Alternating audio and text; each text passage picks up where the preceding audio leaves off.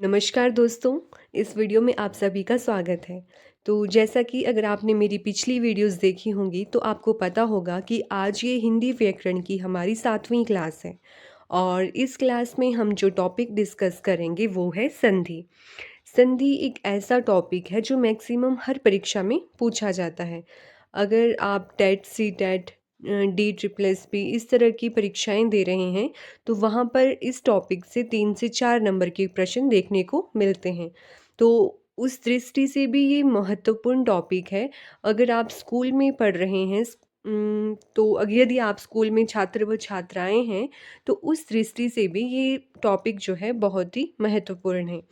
तो चलिए इस वीडियो को शुरू करते हैं। तो सबसे पहले हम जान लेते हैं कि संधि क्या होती है। संधि जो है, संधि का शाब्दिक अर्थ क्या है? संधि का शाब्दिक अर्थ होता है मेल, संयोग या समझौता। अब बात करते हैं इसकी परिभाषा की। तो संधि की जो परिभाषा है वो है दो वर्णों के मेल से उत्पन्न विकार को संधि कहते हैं। देखिए, जब दो वर्ण आपस में मिलेंगे तो विकार उत्पन्न होगा। विकार का मतलब है परिवर्तन या बदलाव। जब दो वर्णों के मिलने पर कोई बदलाव आएगा तो उसी को हम संधि कहते हैं। जैसे आप नीचे देख पा रहे होंगे, मैंने लिखा है क प्लस श जो बना क्ष। तो ये क्या है? अब दो वर्ण आपस में मिले, विकार भी उत्पन्न हुआ, लेकिन ये संधि नहीं है क्योंकि क्ष क्या है हमारा? ये तो एक व्यंजन है, संयुक्त व्यंजन है। उसी तरह मैंने दूसरी तरफ लिखा है प्रातः प्लस काल जो मिलकर बना प्रातः काल। अब क्या ये संधि है? आप मुझे बता सकते हैं कमेंट सेक्शन में कि प्रातः प्लस काल क्या है, संधि है? देखिए, ये संधि नहीं है क्योंकि हमने पढ़ा कि दो वर्णों को मिलाने पर विकार उत्पन्न होना चाहिए, तभी वो संधि होगी। लेकिन आप कुछ पुस्तकें ऐसी देखेंगे या व्याकरण ऐसे होंगे जहाँ पर इसको संधि बताया गया है, लेकिन वो क्या है? वो गलत है क्योंकि संधि की परिभाषा को क्या है ये नहीं, मतलब संधि की परिभाषा यहाँ पर फिट ही नहीं हो रही है। विकार उत्पन्न ही कहाँ हो रहा है? प्रातः और काल को क्या है, हमने उसी तरह लिख लिया। तो उस दृष्टि से अगर शुद्ध रूप की बात की जाए तो प्रातः काल क्या है? हमारी संधि नहीं है। जैसे नीचे लिखा है हिम प्लस आल्य। जब हिम प्लस आल्य इनको मिलाकर शब्द बना हिमालय, तो ये क्या है? ये एक संधि है। अब हम जानेंगे आगे। देखिए, विकार क्या उत्पन्न हुआ? यहाँ पे हिम प्लस आल्य था और यहाँ पे हिमालय बना, महा शब्द बना बीच में। तो हम आगे जानेंगे कि ये परिवर्तन किस प्रकार आया, किन वर्णों का आपस में मेल हुआ। देखिए, संधि का जो एक नियम है वो क्या है? प्रथम शब्द का अंतिम वर्ण। क्या कहा? प्रथम शब्द का अंतिम वर्ण। जैसे आपके पास प्रथम शब्द है हिम और हिम का अंतिम वर्ण है म, और द्वितीय शब्द का प्रथम वर्ण, अब द्वितीय शब्द है आल्य और इसका प्रथम वर्ण है आ। अब मैंने आपको कहा कि हिम शब्द में अंतिम वर्ण है म, लेकिन आपको पता है म भी दो वर्णों के योग से बना है। कौन कौन से? म, और इसको सहारा दिया है हमारे स्वर अ ने, तब बना ये म। तो हिम का जो अंतिम वर्ण होगा वो अ होगा। यहाँ पे अ और आ, इन दो वर्णों का मेल हुआ तभी बना हमारा शब्द हिमालय। लेकिन आपको ध्यान में क्या रखना है? आपको ध्यान में रखना है कि जो हमारा प्रथम शब्द होगा उसका हमने अंतिम वर्ण लेना है। जैसे यहाँ पर शब्द है हमारे पास पुस्तक प्लस आल्य। अब पुस्तक का अंतिम वर्ण क है, लेकिन हमें पता है क बना है क प्लस अ से, तो इसका अंतिम वर्ण होगा अ, और आल्य का हमने क्या लेना है? प्रथम वर्ण लेना है, तो प्रथम वर्ण है आ। आपको पता है जब अ और आ आपस में मिलते हैं तो बनता है आ। अब जब अ और आ आपस में मिले तो इधर हमारे पास शब्द बचा था पुस्तक, जिसमें क हलंत के साथ था, और यहाँ पे आ बना, अंत में बचा था लय। अब ये आ जो है इस क के साथ मिलेगा तो क्या बनेगा? पुस्तका, और इधर से लिया लय तो बन गया पुस्तकालय। इस तरह से संधि बनाई जाती है। इसके आगे हम बात करेंगे संधि के प्रकारों की। अब संधि जो है संधि 3 प्रकार की होती है। कौन कौन सी वो भी जान लेते हैं। पहली है हमारी स्वर संधि, दूसरी है व्यंजन संधि और तीसरी है विसर्ग संधि। तो ये हो गए संधि के 3 प्रकार। अब इनमें भी देख लेते हैं। जो हमारी स्वर संधि है वो कैसे बनती है। केवल स्वरों के बीच में बनती है, मतलब दो स्वरों का आपस में मेल होगा और कोई विकार उत्पन्न होगा तो बनेगी हमारी स्वर संधि। और हमें पता है 11 स्वर हैं, वो ही आपस में मिलेंगे। फिर व्यंजन संधि में, व्यंजन संधि कैसे बनती है। या तो स्वर और व्यंजन का मेल होगा, या व्यंजन और स्वर का मेल होगा, या व्यंजन प्लस व्यंजन मिलेंगे और विकार उत्पन्न होगा। और विसर्ग संधि में क्या होता है, जो हमारा अ वर्ण है वो अयोगवा इसको हम बोलते हैं, उसका मेल होगा स्वर या व्यंजन के साथ, और जो अंग है उससे जो है संधि नहीं बनती है। तो ये बात जो है आपको ध्यान में रखनी है। अब आगे बात कर लेते हैं कि ये जो हमारी स्वर संधि है इसके आगे 5 भाग हैं। कौन कौन से। दीर्घ स्वर संधि, गुण स्वर संधि, वृद्धि स्वर संधि, यण स्वर संधि और अयादि स्वर संधि। अब जो आपकी परीक्षाएं होती हैं उस दृष्टि से सबसे महत्वपूर्ण है आपकी स्वर संधि, क्योंकि इसी से क्या है 70% प्रश्न पूछे जाते हैं और बाकी के 30% हमारी व्यंजन संधि और विसर्ग संधि से पूछे जाते हैं। क्योंकि इसमें क्या है, देखिए जो हमारी स्वर संधि है बनती तो ये 11 स्वरों के आगे पीछे होने से ही है, लेकिन इसके भी तो आगे 5 प्रकार हैं। तो मैक्सिमम क्वेश्चन जो हैं आपकी स्वर संधि से देखने को मिलेंगे। अब ये जो स्वर संधि के 5 प्रकार हैं इनको आगे एक एक करके पढ़ लेते हैं कि किस संधि में कौन से स्वरों का मिलन होता है और विकार उत्पन्न होता है। तो सबसे पहले हम बात करेंगे दीर्घ स्वर संधि की। अब देखिए मैंने यहाँ पे लिखा भी हुआ है कि दीर्घ स्वर संधि किस तरह से बनती है। तो पढ़ लेते हैं। जब किसी लघु या दीर्घ सजातीय स्वर, अब लघु स्वर क्या है हमारे, अ, ई, उ और री को हम यहाँ पे नहीं लेंगे। और दीर्घ सजातीय स्वर मतलब जो सेम वर्णों के योग से बने हैं। तो आ कैसे बनता है, अ प्लस अ आ, फिर छोटी ई प्लस छोटी ई बड़ी ई, उ प्लस उ बड़ा उ। तो ये जो हमारे पास उ, बड़ी ई और आ, ये हैं हमारे दीर्घ सजातीय स्वर। और अ, ई, उ ये हैं हमारे लघु स्वर। तो वही बात परिभाषा में कही गई है कि जब किसी लघु या दीर्घ सजातीय स्वर का मेल किसी लघु या दीर्घ सजातीय स्वर के साथ होता है तो उत्पन्न विकार क्या होगा, दीर्घ स्वर होगा। मतलब जब ये आपस में मिलेंगे तो जो वो विकार उत्पन्न होगा वो क्या होगा, वो आ बनेगा या बड़ी ई बनेगी या बड़ा ऊ बनेगा। तो ये बात हो गई परिभाषा की। लेकिन क्या है, इसको हम कुछ उदाहरणों से समझेंगे। अब देखिए जैसे बात की कि लघु स्वर और दीर्घ सजातीय स्वर आपस में मिलेंगे, कैसे मिलेंगे, अ से मिलेगा या अ का मिलन आ से होगा, या अ से मिलेगा या आ मिलेगा, तो बनेगा क्या, आ ही बनेगा। वैसा ही इधर ई का है, ई चाहे छोटी ई से मिले या छोटी ई बड़ी ई से मिले, या बड़ी ई बड़ी ई से मिले, बनेगा क्या, बड़ी ई ही बनेगी।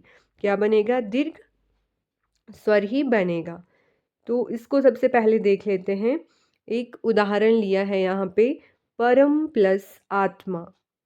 अब परम प्लस आत्मा हमने बात की कि जो पहला शब्द है उसका अंतिम वर्ण, तो म बना है म और अ से, तो अंतिम वर्ण होगा यहाँ पे अ। दूसरी तरफ दूसरे शब्द का लेते हैं हम पहला वर्ण, तो पहला वर्ण है आ। अब अ और आ आपस में मिले तो क्या बनता है, हमारा आ बनता है। इधर हमारे पास बचा था परम।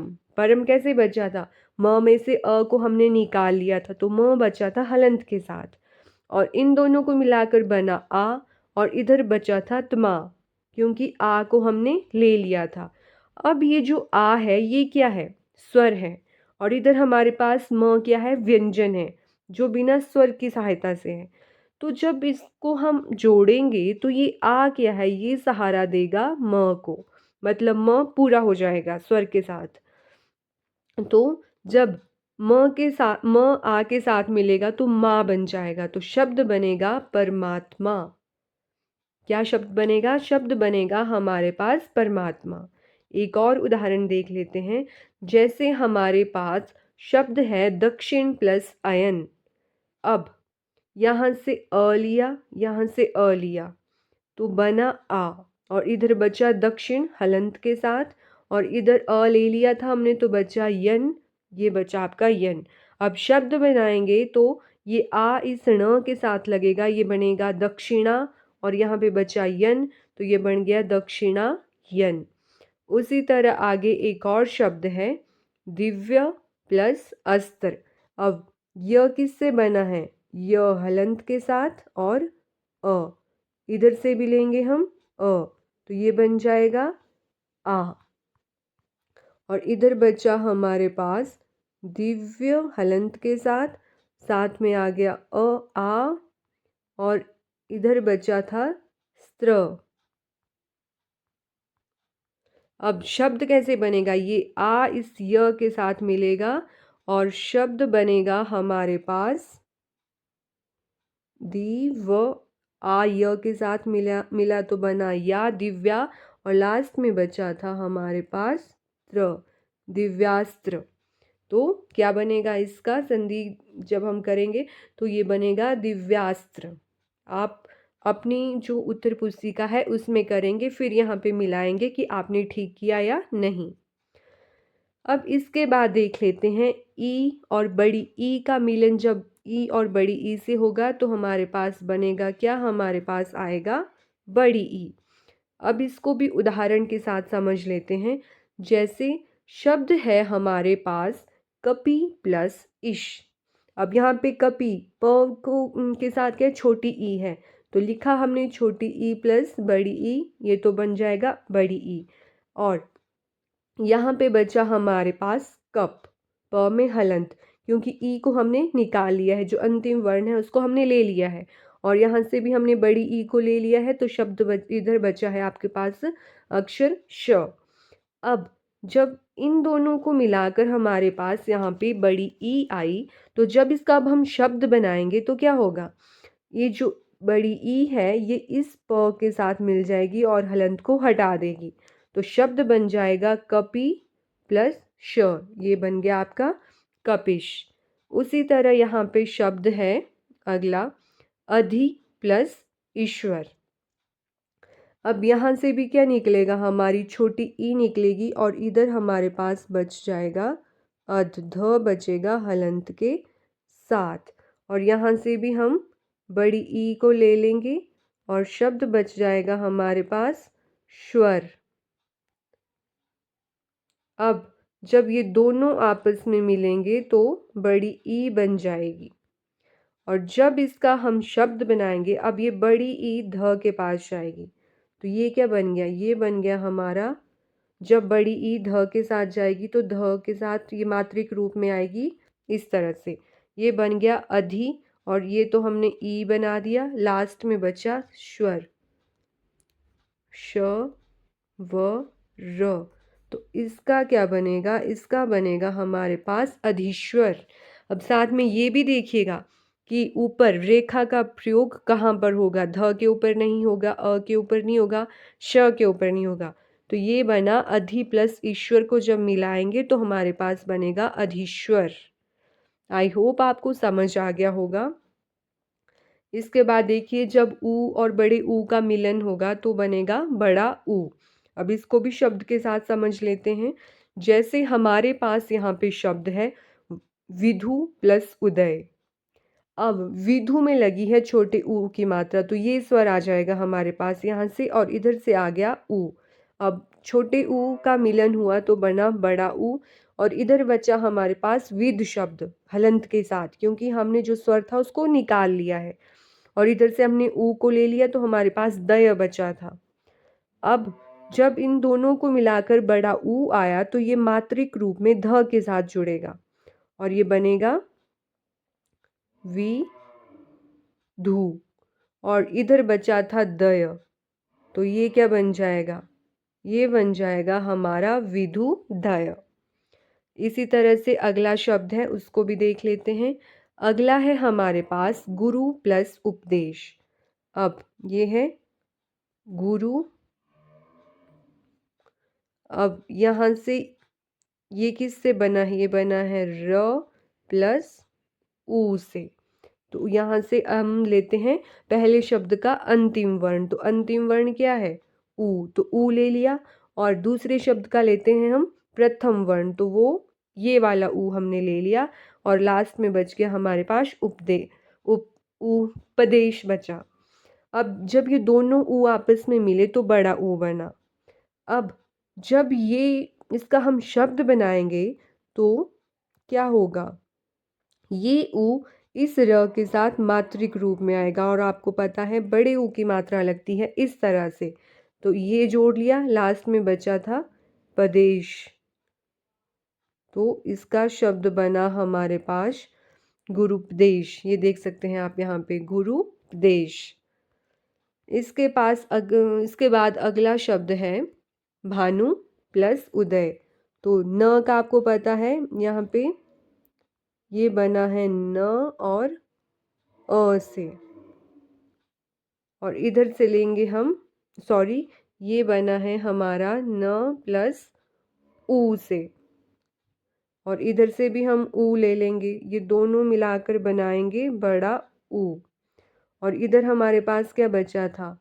भा, न बचा था हलंत के साथ, इन दोनों को मिलाकर आया बड़ा ऊ, प्लस इधर ऊ ले लिया था, दय बचा। तो जब हम इसका शब्द बनाएंगे तो क्या बनेगा? जब शब्द बनाएंगे तो ये ऊ आ जाएगा न के साथ मात्रिक रूप में, और ये है बड़ा ऊ। तो ये भानु बन गया, और नीचे बचा था दय, तो इसका बन गया भानुदय। आपको समझ आ गया है? अगर नहीं आया होगा तो आप कमेंट सेक्शन में पूछ सकते हैं, मैं आपको फिर बता दूंगी। अगली है हमारी गुण स्वर संधि। अब गुण स्वर संधि में क्या होता है इसको भी देख लेते हैं। जो गुण स्वर संधि है इसमें यदि किसी अ या आ के बाद ई या ई आए, मतलब आ के बाद आ जाए हमारी ई या बड़ी ई, तो उसका बनेगा ए। और अगर अ और आ के बाद आए आपका ऊ और बड़ा ऊ, तो उसका बनेगा ओ। और अ और आ के बाद आए री, तो उसका बनेगा अर। आपको समझ आ गया होगा। इसको आगे देखते हैं। क्या कहा कि अ और आ के बाद आएगा आपका ई और बड़ा ई, तो वो परिवर्तित हो जाएंगे ए में, जिसकी मात्रा होती है ये। जैसे आप देख रहे होंगे अ और ई भी ए बनेगा। मतलब आप इनको आगे पीछे कैसे भी कर लेंगे तो क्या होगा, ये बनेंगे ऐसे ही। लेकिन पहले वर्ण शब्द का अंतिम वर्ण अ या आ होना चाहिए, और दूसरे शब्द का प्रथम वर्ण ई और या बड़ी ई होना चाहिए। तो देखते हैं कैसे बनेगा ए। हमारे पास शब्द है नर प्लस इंद्र। अब नर को खोलेंगे तो कैसे बनेगा? न र आ जाएगा आपका हलंत के साथ, और अ। तो नर से ले लिया हमने अ, और इंद्र का ले लिया ई। अ और ई मिलके बनाते हैं ए। अब जब ये ए इसके साथ मिलेगा तो ये कुछ इस तरह से आएगा। र का हलंत हटेगा और ए मात्रिक रूप में जुड़ेगा, क्योंकि ये हमारे जो स्वर होते हैं ये मात्रिक रूप में जुड़ते हैं। और लास्ट में इंद्र बचा था, उसको हम ऐसे ही लिख देंगे। तो शब्द बन गया नरेंद्र। इसके बाद आगे एक और शब्द है, इसको भी देख लेते हैं। देव। देव कैसे बना है? जो हमारा व है वो जब इसको खोलेंगे तो ये इस तरह से बनेगा, और इधर से आ जाएगा ई, और लास्ट में बच जाएगा हमारे पास इंद्र। अब इन दोनों को मिलाकर बनेगा ए। अब आपको पता है जब इन दोनों को मिलाकर बना ए, तो इधर बचा था हमारे पास दे, व बचा था हलंत के साथ, लेकिन जो इधर ए है ये आ जाएगा मात्रिक रूप में और ये बन गया देवे, और लास्ट में बचा था इंद्र, तो शब्द बन जाएगा देवेंद्र। जब हम देव और इंद्र का मिलाएंगे तो बनेगा देवेंद्र, इसका संधि विच्छेद करेंगे तो ये बनेगा। आगे एक और शब्द है गण और ईश। अब ण में भी क्या है, इधर ण बचेगा हलंत के साथ और अ को हम निकाल लेंगे, इधर से आएगा बड़ी ई और लास्ट में बच जाएगा हमारे पास श। जब अ और ई मिलेंगे तो ए बनेगा। अब ग ण जब इसके साथ मिलेगा तो ये मात्रिक रूप में आएगा, ये बनेगा आपका णे, और इधर श बचा था उसको हम ऐसे ही लिख लेंगे तो ये बनेगा गणेश। इसका संधि विच्छेद होगा ये गण और इसका क्या बनेगा, गणेश बनेगा। उसी तरह आगे एक और शब्द है दर्शन प्लस इच्छा। दर्शन न, न में भी क्या है हमारा अ स्वर है और इधर से ई स्वर आया, ये बन गया ए। अब द र स न था हलंत के साथ, लेकिन जब ए बना तो ये मात्रिक रूप में इधर और ई को हमने ले लिया था और इधर बना दर्शनेच्छा, तो ये होगा इसका संधि विच्छेद। क्या बना, दर्शनेच्छा। इसके बाद अगला है, देखिए हमने ये किया अभी अ आ का मेल किया हमने ई और बड़ी ई के साथ, फिर उसके बाद हमने किया, इसके बाद अब हम करेंगे अ आ का मेल जब ऊ से होगा तो बनेगा ओ। ये देख लिए इस तरह से जब इनका आपस में क्या है, इनका जब मेल होगा आपस में तो बनेगा हमारे पास ओ। अब शब्द उदाहरण के साथ देखते हैं। शब्द है न्याय। अब यह कैसे बनता है, यह बनता है हमारा ये हलंत के साथ और इधर बनेगा हमारा अ, तो न्याय का अंतिम वर्ण हुआ अ, ले लिया हमने यहाँ से अ को, और उचित में से भी पहले वर्ण को लिया ऊ। अब हमने ऊपर देखा कि अ और ऊ आपस में मिलेंगे तो बनेगा ओ, और इधर बचा था न्याय हलंत के साथ। अब जब शब्द बनाएंगे तो ये ओ इस य के साथ मात्रिक रूप में मिलेगा और ये बनेगा न्यायो, और इधर था चित तो ये बन गया न्यायोचित। उसी तरह आगे एक और उदाहरण है। शब्द है हमारे पास जल प्लस उर्मी। जल, ल, ल का कैसे होगा, ये ल हलंत के साथ और और इधर क्या है हमारे पास ज भी बच गया, और इधर से हम लेंगे ऊ को, हम दूसरे शब्द का पहला वर्ण लेते हैं ना, प्लस र्मी, ये ऐसे ही बच गया। अब ये अ और ऊ मिलेंगे तो ये बनाएंगे ओ, इन्होंने बनाया ओ। अब जब शब्द बनाएंगे तो क्या होगा, ये था हमारे पास जल, ल था हलंत के साथ, लेकिन जब इस ओ को इधर मिलाएंगे तो ये मात्रिक रूप में आ जाएगा, ये बन गया जलो, और लास्ट में बचा था रमी, तो ये क्या बनेगा, ये बनेगा जलोर्मी। कर लिया। इसके बाद अगला है मरण प्लस उपरांत। अब इसमें से भी हमारे पास अ आएगा, इधर से ऊ आएगा, ये क्या हो गया, क्या है, इधर से अ आया और इधर क्या बचा, इधर बचा हमारे पास मरण हलंत के साथ, और इधर से आया ऊ, और लास्ट में बच गया हमारे पास परांत। अब ये अ और ऊ मिलकर बनाते हैं ओ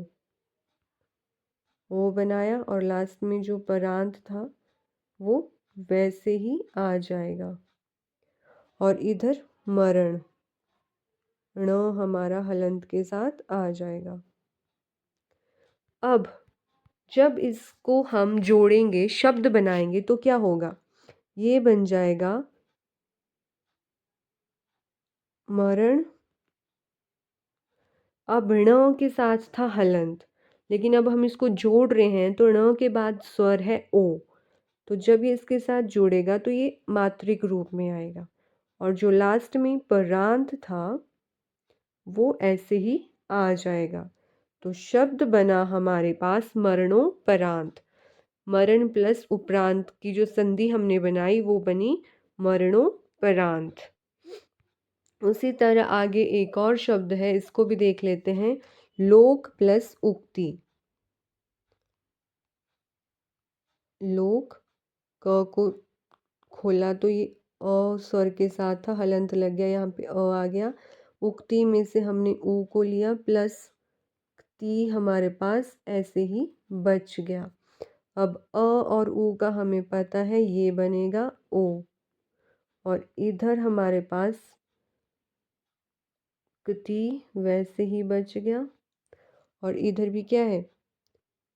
लोक, क हलंत के साथ हमारे पास बच गया। अब इनको जब हम जोड़ेंगे तो क्या बनेगा?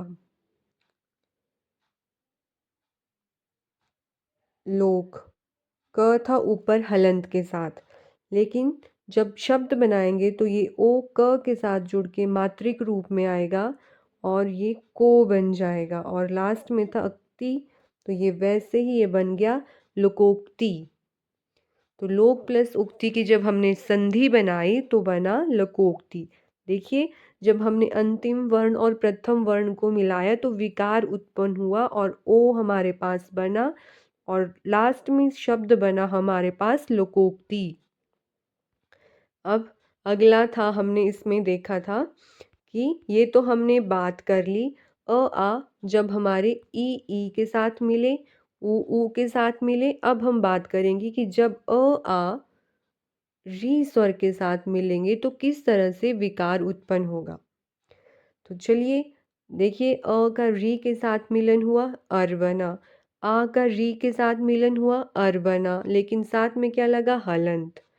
अब देख लेते हैं शब्द एक उदाहरण के साथ। यहाँ पे है शब्द प्लस ऋषि। अब त के साथ है हमारा अ स्वर, तो अ आ गया इधर और इधर बच गया हमारे पास सप्त, तो हलंत के साथ। और यहाँ से री ले लिया और इधर बच गया हमारे पास शी।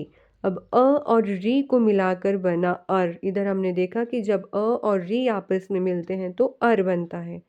अब इधर बचा था सप्त, त के साथ हलंत था, इन दोनों को मिलाकर बना अर और अंत में बचा था हमारे पास शी।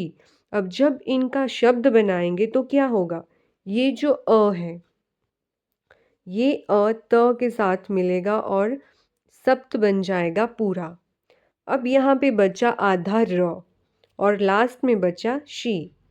अब हमें पता है कि आधा र जो है, जब हमने र की मात्रा और उसके बारे में पढ़ा था तो जो हमारा र का रेफ पढ़ा था, तो जो र आधा होता है वो इस तरह से प्रयोग होता है। तो शी बचा और शी के ऊपर लगा दिया र, बन गया सप्तर्षि। अब अगर आपको कन्फ्यूज़न होगी कि ये जो र है इसका प्रयोग कहाँ पे होगा, तो आप इसका वर्ण विच्छेद करके देख सकते हैं। वर्ण विच्छेद करके आपको पता लग जाएगा कि र कहाँ पर लगाएंगे जो आधा र बचा है हमारे पास। अब अगला एक और शब्द है महा प्लस ऋषि, इसको भी देख लेते हैं। ऊपर करवाती हूँ महा, म ह, ह के साथ हलंत, क्योंकि यहाँ बचा हमारा जो ह है वो कुछ इस तरह से बना है। तो ह ये हलंत के साथ आ गया और साथ में ये आ था, तो इसको मैं ऊपर लिखती हूँ, ये आ गया आ। अब आगे है री, दूसरे शब्द का हम प्रथम वर्ण लेंगे, री को ले लिया और लास्ट में बचा शी। अब जब हम शब्द बनाएंगे, अब ये आ और री हमें पता है ये बनेगा अर, र के साथ हलंत। अब इस अर में क्या होगा, रुकिए मैं यहाँ पे करवाती हूँ आपको, ताकि आपको क्या है कोई भी कंफ्यूजन ना हो।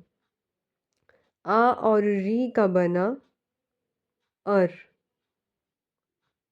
और इधर बच गया आपका शी वैसे ही, और इधर है आपका मह हलंत के साथ। अब शब्द बनाएंगे तो क्या होगा, म तो वैसे ही आ जाएगा, अ और ह और अ क्या होगा, जो अ है वो ह को पूरा कर देगा, और यहाँ पे बचा र। तो हमें पता है आगे है शब्द शी। अब शब्द है मह र शी, तो जो ऊपर आधा शब्द लगता है उसको पहले पढ़ते हैं, तो ये बना महर्षि। आपको जैसे सप्तर्षि है, इसका वर्ण विच्छेद करके बताती हूँ। तो इसका वर्ण विच्छेद कैसे होगा, इसका वर्ण विच्छेद होगा स हलंत के साथ, और इसके साथ अ, ये हो गया स। आगे है प, आधा है तो हलंत के साथ। अब उसके आगे है त, त को पूरा कर रहा है हमारा अ स्वर, तो ये हो गया सप्त। अब इसको पढ़ते हैं सप्तर्षि, सप्त र शी, तो र आ रहा है, और र रेफ ऊपर आधा है हमारे पास, तो ये ऐसे, और शी तो मतलब स श, और इसके साथ है हमारी छोटी ई, क्योंकि इधर मात्रा का प्रयोग हुआ है छोटी ई का। अब ये हुआ इसका वर्ण विच्छेद। अब जब इसका शब्द बनाएंगे तो कैसे बनेगा, ये श स ये बन गया, प आधा है, आगे कोई स्वर नहीं है, तो इसको ऐसे ही लिखेंगे त, अ स्वर है साथ में, पूरा हो गया। अब र, र आधा है, तो मतलब र पहले आएगा, और लास्ट में है श और ई, तो इसको भी लिख लेते हैं ये। अब हम पढ़ रहे हैं सप्तर्षि, और हमें पता है जब ये रेफ का र किसी वर्ण के ऊपर लगा हुआ होता है, तो पहले इस र का उच्चारण होगा और बाद में जिसके ऊपर लगा है उसका। तो यहाँ पे क्या है, शी का उच्चारण बाद में होगा, और ये जो रफ रेफ वाला र है इसका उच्चारण पहले होगा, तो इसीलिए इसको लगाया गया श के ऊपर, ये बन गया सप्तर्षि। तो आई होप आपको आज की ये क्लास समझ आ गई होगी।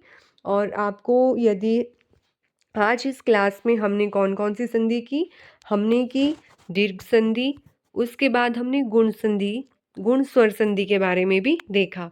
तो अगर इन दोनों को लेकर आपको कोई भी कंफ्यूजन होगी, कोई भी डाउट होगा, तो आप कमेंट सेक्शन में पूछ सकते हैं।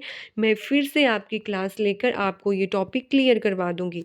देखिए ये ऐसा टॉपिक है, इसको आप जितना इसका अभ्यास करेंगे ये आपको उतना ज़्यादा समझ आएगा, और मैंने कोशिश की है आपको सबसे आसान तरीके से समझाने की।